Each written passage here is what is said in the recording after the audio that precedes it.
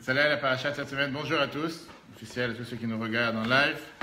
Et commencer directement avec le deuxième sujet qui était comment se fait-il que dans la paracha de cette semaine on a deux mondes, deux personnages qui apparemment sont totalement contraires les uns aux autres. Yaakov et Esav. Comme qui on doit agir? Est-ce que Yaakov c'est un bon personnage ou est-ce que Esav c'est un bon personnage? Vas-y. Toi, je suis pas tout seul à parler. Attends, moi je suis là pour écouter. Comment se fait-il que dans la paracha on nous dit qu'il y a ici deux personnes. Il y a ici d'un côté Yaakov qui représente la Torah, qui représente les gens calmes, qui représente ceux qui apprennent toute la journée, même s'il n'a pas eu une vie si rose.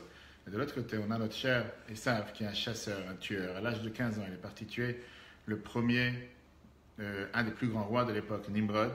Et néanmoins, on a expliqué tout à l'heure comme quoi on voit que Yitzhak fait tout pour bénir l'enfant voyou, l'enfant mauvais, même si ça n'existe pas. Aujourd'hui, on n'a pas le droit de parler comme ça, mais à l'époque, la Torah nous le dit. Et Rivka fait tout un coup de montée pour essayer de faire en sorte d'enlever les bénédictions de Esav, pour que ce soit Yaakov qui les reprenne. On a vu tout à l'heure l'explication merveilleuse que le rabbi nous donne. Quelle était l'idée derrière? Pourquoi il ne pouvait pas aller parler à son mari en lui disant « Fais pas cette erreur, donne la bénédiction à celui qui appartient » et pourquoi il devait forcément passer par s'habiller avec les habits de Esav, mais la bouche était Yaakov. Et d'ailleurs, Yitzhak a remarqué, on voit dans la paracha, comme quoi Yitzhak il vient et il dit « Les mains, c'est les mains de Esav. Quand il a touché, il a vu qu'il était poilu. » Mais la bouche, c'est la bouche de Yaakov parce qu'il disait « Dieu a fait en sorte, je suis arrivé rapidement, il n'arrêtait pas de parler de Dieu. » Alors c'est vrai qu'aujourd'hui, quand quelqu'un parle de Dieu, on ne prendra pas forcément comme un juif. Mais à l'époque, c'était quelque chose qui n'était pas courant. Ce qu'on va s'arrêter aujourd'hui, c'est une autre vision, une autre explication qui vient nous expliquer qu'en réalité, Yaakov et Esav montrent à l'opposé deux manières de servir Dieu. Deux types de juifs qui existent aujourd'hui dans la rue. Deux différents personnages. Puisqu'au final, Yaakov et Esav sont bien nés de qui? Rivka et il y a quand même un père pour quelque chose, Yitzhak. Et Yitzhak et Rivka n'étaient pas forcément un idolâtre et un bon juif ou quelqu'un qui allait à la synagogue ou quelqu'un qui priait. Donc d'où est venu ce sentiment dans le ventre de sa mère? On peut tout de suite voir ce que Rashi nous dit au départ, que depuis la grossesse, Rivka, quand elle passait devant une église ou quand elle passait devant des idoles, il y avait quelqu'un qui tapait à la porte.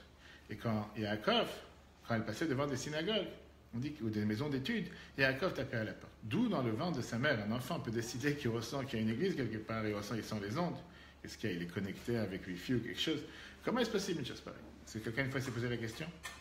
Vous avez entendu parler une fois de cette histoire? De ce qui se passait dans le ventre de la mère de Rivka? Jamais? Ah, si. D'accord. Et tu t'es une fois posé la question, comment se fait-il? Jamais, c'est normal. On va savoir. C'est qui ses parents? Ses parents, c'est pas un idolâtre. Ses parents, c'était Yitzhak et Rivka. La famille de Rivka, c'est des idolâtres.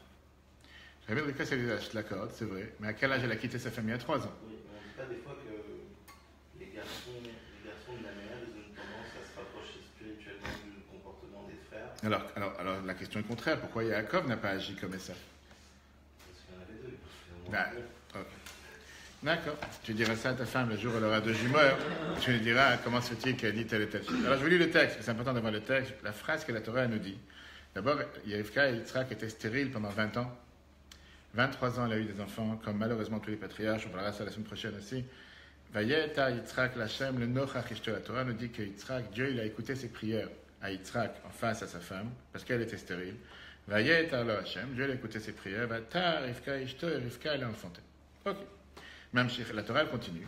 Vaetrotsatsu abanim bekirba. Les enfants se disputaient à l'intérieur. Alors je sais que chaque femme enceinte, grâce à Dieu, j'ai la chance d'être mariée, j'ai des enfants, et qu'elles nous font savoir à chaque fois qu'il y a quelqu'un qui tape, il y a quelqu'un qui bouge, et on entend de tous les côtés. Mais qu'est-ce que ça veut dire, ce que la Torah te dit? Qu'ils ont commencé à se disputer quand ils étaient dans le ventre de leur mère. Depuis qu'ils sont dans le ventre de leur mère, il y a déjà des histoires. Va savoir comment ils vont grandir. Ça veut dire des terroristes en puissance. Rashi, commentateur du Chumash, nous donne la phrase suivante. Shaita overet al pitre Torah. Quand elle passait devant des portes de Torah, Shem et Ever, les synagogues de Shem, le fils de Noach, Sémite et Ever, Yaakov rat me faire casse la tête. Yaakov, il court et il veut absolument sortir. Over et alpitre ovdek rechavim, elle passait devant les maisons d'idoles, ou mazalot et des astres, et Esav me faire casse la tête, et Esav, il faisait tout pour pouvoir s'en sortir. Ça, c'est la première explication. Rashi continue en nous disant, il y a une autre explication, parce que cette explication, elle n'est pas si simple à digérer. Deuxième explication, mitrotzetzim zeimze, ils se disputaient l'un avec l'autre. Je ne sais pas, j'ai jamais connu une femme avec des jumeaux dans le ventre, mais je ne sais pas s'il y a un docteur qui peut nous dire qu'il y a des jumeaux que dans le ventre est en train de se bagarrer. J'espère pas. Ou merivim ben achalat shnei olamot. Et ils sont en train de se disputer dans l'héritage des deux mondes. Qui va avoir le monde futur et qui va avoir le olam hazé. Le olam haba et le olam hazé. On va savoir des enfants dans le monde de leur mère. Pas encore sorti. On sait que Rashi, en général, commentateur du Chumash, quand il donne deux explications, c'est qu'il y a un problème avec une explication, il est obligé d'amener une deuxième pour consolider la première. Où il y a des questions qui ne sont pas répondues, on a besoin de deux explications.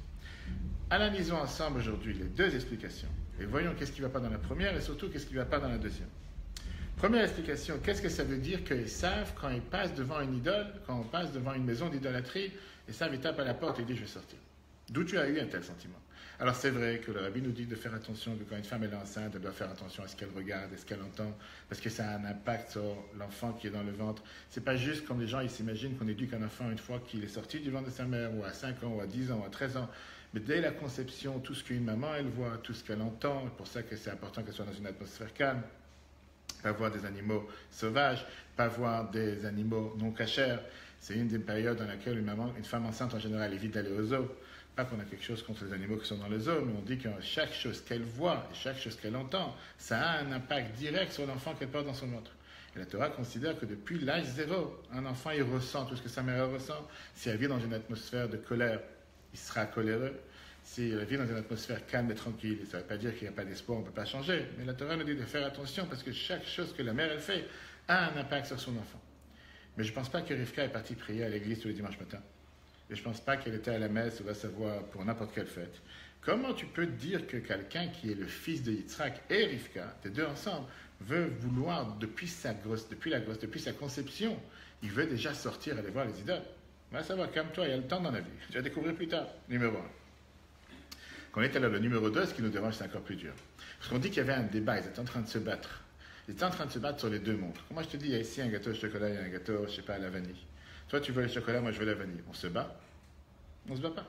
Tu as pris le chocolat, moi, je prends la vanille. Il y a ici une bagarre. Chacun, il prend ce qu'il a envie. Tu vois, te dit qu'ils étaient en train de se battre parce qu'il y a Jacob, il voulait le monde futur et Esav, il voulait le monde présent. Si on analyse ça plus large, spiritualité, matériel, grossièreté, des choses qui sont plus fines. On n'est pas en train de se battre. Prends ce que tu veux, je prends ce que je veux. Merci, au revoir. Il n'y a pas de débat ici. On se bat pas? Quand on se bat, c'est pour la même chose. Exactement, quand on se bat, c'est pour la même chose. Là, il n'y a pas de bataille, il n'y a pas de dispute. Qu'est-ce que ça veut dire qu'ils étaient en train de se disputer? Ils étaient en train de se battre. Que Jacob, il voulait le monde futur et ça voulait le monde présent. Le rabbi nous fait remarquer, ça veut dire apparemment que les deux voulaient des deux mondes. Que Jacob, avec toute sa sympathie pour le monde futur, il voulait aussi le monde présent. Et Esav, avec toute sa sympathie pour le monde présent, voulait aussi le monde futur. Et là, la question qui nous dérange, qu'est-ce que Yaakov cherche avec ce monde et qu'est-ce que Esav cherche avec l'autre monde? À la rigueur, j'allais dire, un enfant qui n'est pas intéressé à apprendre, intéresse-toi à jouer. Un enfant qui est intéressé à apprendre ne cherche pas à les jouer. C'est bizarre qu'un enfant qui est intéressé à apprendre cherche à s'amuser et un enfant qui cherche à s'amuser cherche à apprendre. Chacun dans ce monde, il n'y a pas de dispute ici. Comme le rabbi est tellement riche, toujours des enseignements tellement qu'il parle pour nous dans la vie de tous les jours. On est bien obligé de dire que quand on répète cette paracha tous les semaines, on n'est pas juste en train de répéter encore une fois la routine et chaque année la même chose, mais quel enseignement on va apprendre de ça? Et la Torah vient nous dire que les deux, Yaakov et Esav, puisqu'au final ce sont deux enfants d'Yitzhak et Rivka, symbolisent deux manières de servir Dieu. D'abord, analysons Yaakov. Quand la Torah nous parle de Yaakov, Jacob, la Torah le décrit avec une phrase. Elle le cataloguise. Elle nous dit clairement qui il est, cette personne. Yaakov Ishtam Yoshev Ohalim. Un homme simple qui est assis dans les tentes. Qui veut dire, quelqu'un qui était intéressé à apprendre, on sait très bien qu'il est devenu le troisième patriarche. Esav, la Torah nous dit que Ish Yodeh Tzaïd Ish Sadeh. Un homme de chasse qui connaissait les champs. Toute sa vie, c'était un chasseur. On a parlé tout à l'heure, à 15 ans, il est parti tuer le roi Nimrod. Il chassait du matin jusqu'au soir. Il était avec le sang. Ça, c'était sa vie. Okay. Qu'est-ce que ça veut dire spirituellement parlant? Yaakov représente tout ce qui est la Gdusha, la sainteté. Tout ce qui est le règne, tout ce qui est le monde spirituel. Yaakov, c'est quelqu'un qui est un juif qui est assis à la maison d'études, qui fait ses prières, qui fait les mitzvot, qui ne se prend pas trop la tête. Esav représente le juif qui doit se battre et confronter le monde. Aller au travail tous les jours, à venir dans un cabinet, venir dans un endroit où il n'y a pas forcément que je peux manger cachère à la seconde près, il faut que je prépare, il faut que j'amène avec moi, etc. En deux mots, Yaakov n'a pas affaire avec, on revient à ce qu'on parlait tout à l'heure, Yaakov n'a pas affaire avec le monde profane. Il est dans son cocon, il est dans son ghetto, il est dans son monde, et ça confronte le monde réel tous les jours. Ces deux personnages peuvent se retrouver à l'intérieur de chacun d'entre nous. Vient Rambam Maïmonide dans les 8 chapitres, et il nous présente comme quoi ces deux types de servir Dieu, on peut décrire un avec le chassid Ameoulé, le pieux par excellence, celui qui a affaire seulement avec les bonnes choses, qui touche à rien de mal. Vraiment l'enfant perle, je ne sais pas si ça existe, celui qui n'a jamais fait une bêtise, qui n'a jamais eu une mauvaise note, qui n'a jamais eu aucun problème, il a toujours des 10, toujours des 20, toujours des bonnes notes, le meilleur, rien, calme, c'est vraiment une perle sur terre, si ça existe. Et le deuxième, c'est celui qui est Kovesh et Titzro, celui qui doit sans arrêt se battre, il a toujours des envies, il a toujours des pulsions, il a des désirs, il sait qu'il ne faut pas le faire, il sait que ce n'est pas bien, il sait que c'est mauvais, il ne va pas forcément aller le faire, mais c'est un combat quotidien. Il sait qu'il doit perdre du poids, alors il va faire attention qu'il ne doit pas manger tel et tel gâteau. Et chaque jour, c'est un combat. Chaque chose, il doit se battre. C'est ce qu'on appelle la guerre entre le bien et le mal. La Bible nous dit que ces deux problèmes se passent chez chacun d'entre nous. Chaque juif, à l'instantané, le matin quand tu te lèves, le soir quand tu dors, en plein travail, en plein repas de midi, on a ces deux personnages qui se battent à l'intérieur de chacun d'entre nous. D'un côté, on a le désir de vouloir faire les choses de la meilleure manière. Je sais que ce n'est pas bien pour moi, je ne vais pas le faire. Et de l'autre côté, on se dit, laisse tomber une fois, qu'est-ce qui va se passer? Qu'est-ce que tu penses que, certains des fois disent, tu penses que Dieu il est dans mon assiette pour savoir s'il y a un morceau de fromage et un morceau de viande? Il est beaucoup plus grand que ça. Il n'est pas en train de se mélanger ce qui se passe dans l'assiette. Et qu'est-ce qu'il y a si je n'ai pas attendu 6 heures et j'ai attendu 5h30? Et qu'est-ce qu'il y a si je n'ai pas allumé les bougies de Shabbat à 18h50 et j'ai été 18h55? Ça fait une différence. Et qu'est-ce qu'il y a si je n'ai pas mis les tefilines quand il fait jour, j'ai mis les tefilines quand il fait nuit? Il y a des gens qui se disent, pourquoi tellement constipé? Laisse vivre. Je fais quelque chose qu'il faut, c'est déjà bien. J'ai fait une mitzvah, c'est déjà bien. Pourquoi toujours commencer à prendre la tête, il faut faire telle heure, tel endroit? Laisse, sois un peu plus ouvert. Vous voyez tout à l'heure que d'où viennent ces deux traits de caractère? Ces deux traits de caractère viennent du fait que la Torah nous dit Maaseh Avot Siman Labanim. Les actions que la Torah nous parle sur les patriarches, c'est des enseignements pour les enfants. Analysons qui étaient les patriarches eux-mêmes, Abraham et Yitzhak, parce que pour l'instant c'est ce qu'on entend, on n'est pas encore arrivé à Yaakov. Et on va voir après comment eux, dans leur manière de faire, ils ont transmis ces gènes à l'intérieur de chacun d'entre nous. Abraham, la Torah nous dit, c'était celui qui était le summum de bonté, chesed. Qu'est-ce que ça veut dire bonté? Il ne voyait pas de mal. La maison est ouverte. 4 coins du monde. Tout celui qui veut, il vient, il mange. Tu fais la bénédiction, tu ne fais pas la bénédiction. Ça dépend. Il voulait que les gens fassent la bénédiction pour ne pas avoir à payer 10 fois plus cher dans le désert pour du vin, pour de la viande. Mais tout le monde passe. Abraham, la Torah nous dit que c'était quelqu'un qui n'avait pas de distinction, il n'avait pas de différence. Tout était bon, tout est bien, tout est rose, il n'y a pas de mal sur terre. Ok. De l'autre côté, on peut dire qu'il n'avait pas de guerre avec le mauvais penchant. Il était tellement dans un univers de positif, de bien, il n'y a pas de mal, tout est bien, on avale tout. De l'autre côté, quand tu rentres avec Yitzhak, c'est quelqu'un que la Torah nous le décrit comme quelqu'un qui était rigoureux. Quelqu'un qui s'est battu toute sa vie à creuser des puits. Et à chaque fois, c'est la seule chose que la Torah nous raconte sur 180 ans d'histoire, qui creusait des puits et que les puits étaient rebouchés, qu'on rebouchait les puits, qui recreusaient. Toujours en train de se fatiguer. Quelqu'un qui était rigoureux avec lui-même, qui était toujours avec cette rigueur, qui devait se battre. Un n'a aucun affrontement, aucun contraire, aucune guerre, et l'autre constamment en guerre. Maintenant, on peut faire un tour de table.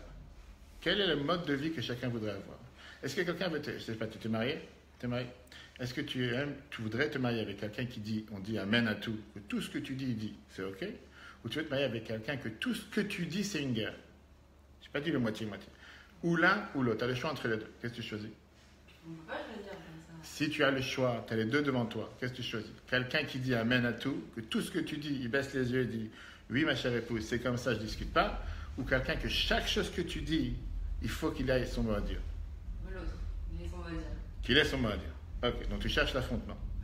D'accord. Vas-y. Je déteste l'affrontement, donc je préfère... On préfère quelqu'un qui dit oui à tout. Non, j'aime pas ça non plus, mais à choisir entre les deux. À choisir entre les deux. D'accord. Alors? La même chose. Quoi? Le moindre mal. Le moindre mal? Oui à tout. Oui à tout.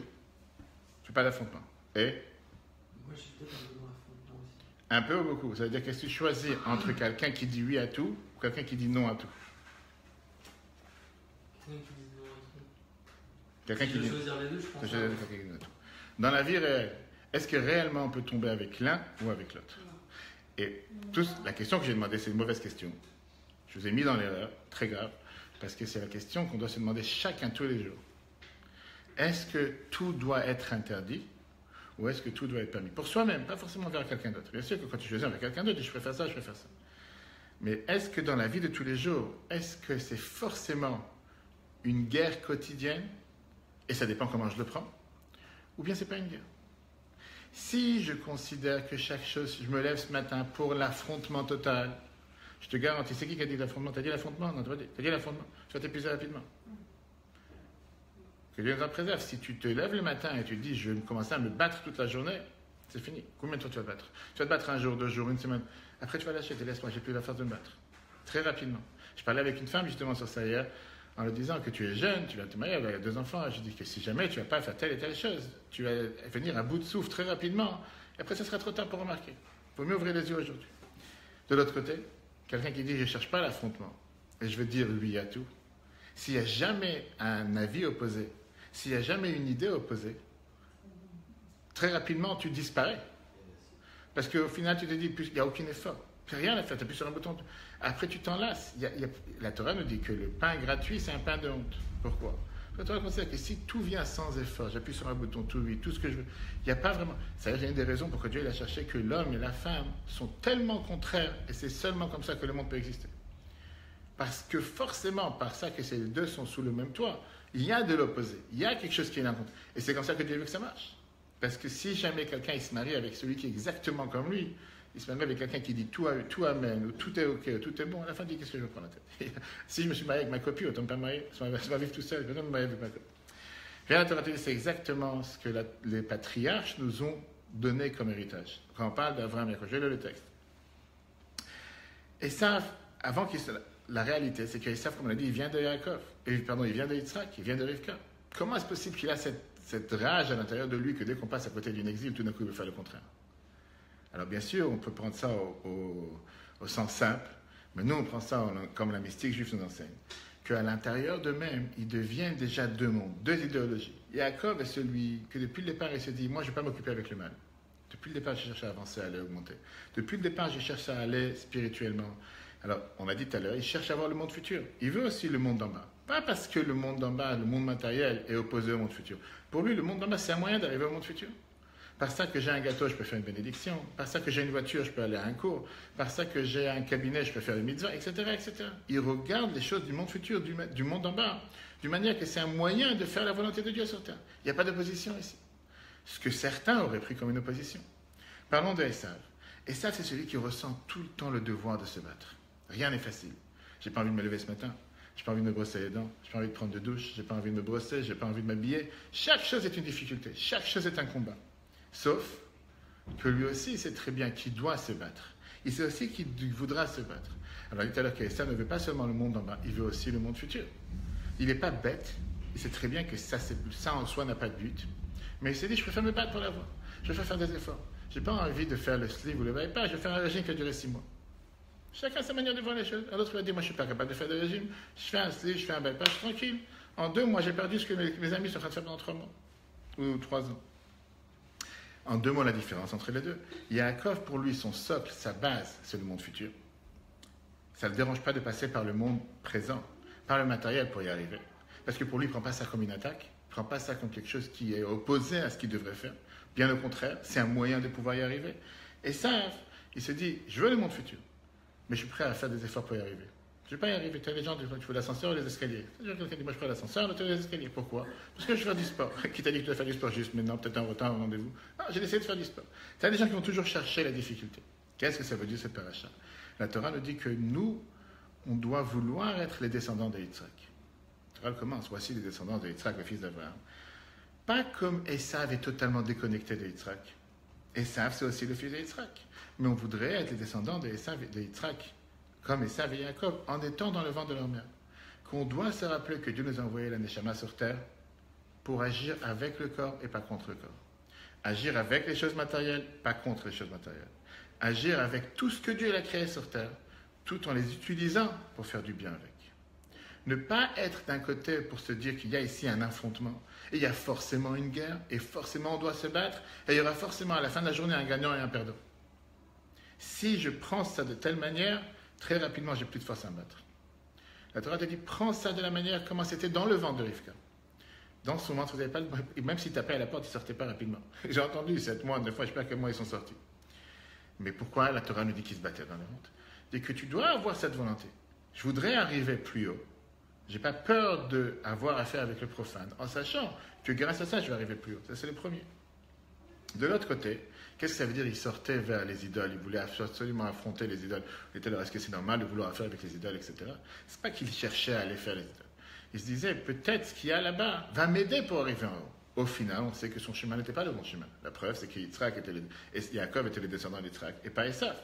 Mais la Torah nous dit, c'est la raison pour laquelle la Torah nous fait part de cette bagarre qui existait déjà dans le ventre de sa mère, qui avait cette bagarre avec ces deux mondes, pour nous dire que nous, comment on peut voir dans notre vision, en tant qu'un individu, on doit incorporer ces deux mondes dans la vie de tous les jours. Et quand on agit de cette manière, on est garanti d'être béni comme Rivka et Yitzhak étaient bénis. Question? Tout le monde est plat. Pas d'objection. C'est bien avec. Mais c'est dit sur un mot et rapide puisqu'on est chronométré. Mais dans la vie de tous les jours, c'est pas si simple. Combien de fois quelqu'un il veut faire les choses comme il voudrait? Et on vit dans un monde où on ne peut pas. Malheureusement, des fois. C'est pas qu'on peut pas. Alors, comme on dit, des fois, on dit que c'est pas qu'on peut pas, c'est qu'on veut pas. Mais des fois, c'est difficile. Quelqu'un il s'est levé le matin avec une bonne idée. Je ne vais pas crier sur ma femme, je ne vais pas crier sur mes enfants. Je vais arriver à l'heure au travail. Je vais sourire toute la journée. Et il reçoit le premier SMS et toute la journée, il est déjà à plat. Et de l'autre côté, quelqu'un qui dit, maintenant je commence une vie de couple, je vais me conduire comme une juive doit se conduire, comme un juif doit se comporter, je vais faire une mitzvah, je vais aller faire une prière, et paf, il reçoit une claque. Peu importe si c'est la voisine, ou le voisin, ou l'ami, ou le beau-frère, ou la belle-sœur, ou le parent, qu'est-ce pour qui tu te prends? Tu d'un coup, tu es devenu religieux, tu es tombé sur la tête. Et puis quand tu commences à faire des bêtises pareilles, et au lieu d'encourager, il va ressentir à l'intérieur le plus grand découragement. Et tu te demandes, pourquoi les choses doivent être si difficiles? Pourquoi les choses doivent être si dures? Pourquoi tu ne peux pas... J'ai essayé de faire un bon pas, j'ai fait un pas en avant. Pourquoi me prendre une claque? Si c'est ça que je reçois, laisse-moi tranquille, je n'ai pas besoin d'avoir un avant. Finalement, n'oublie pas que c'est la raison même et la raison d'être pourquoi on est arrivé sur Terre. Nous sommes tous, chacun d'entre nous, Yaakov et ça. Pas peur de l'affrontement. Alors on a reçu une claque une fois, on a reçu une claque une deuxième fois, on avance. Si tu rigoles de la claque, bien sûr on ne parle pas en termes réels, personne ne va recevoir une claque. Mais dans la vie de tous les jours, c'est pas parce que j'ai trébuché, c'est pas parce que je suis tombé, c'est pas parce que j'ai eu une épreuve que c'est fini.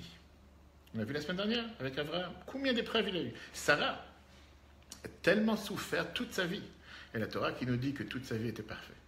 Elle n'a eu que du bonheur. Et quand tu sais que cette femme a eu que du malheur, la Torah te dit qu'elle a eu que du bonheur, il y a quelque chose qui ne va pas ici. Parce que Sarah ne regardait pas ça comme du malheur. Elle savait que c'était un challenge, c'était un défi, c'était une difficulté pour arriver plus haut. Alors comme je dis tout à l'heure, tout dépend si je regarde ça comme un affrontement ou je regarde ça comme une force, un moyen de pouvoir me faire aller en avant. Si en face de moi, je prends ça comme une guerre, va savoir par quoi je vais me faire manger aujourd'hui. Tu vas te faire manger.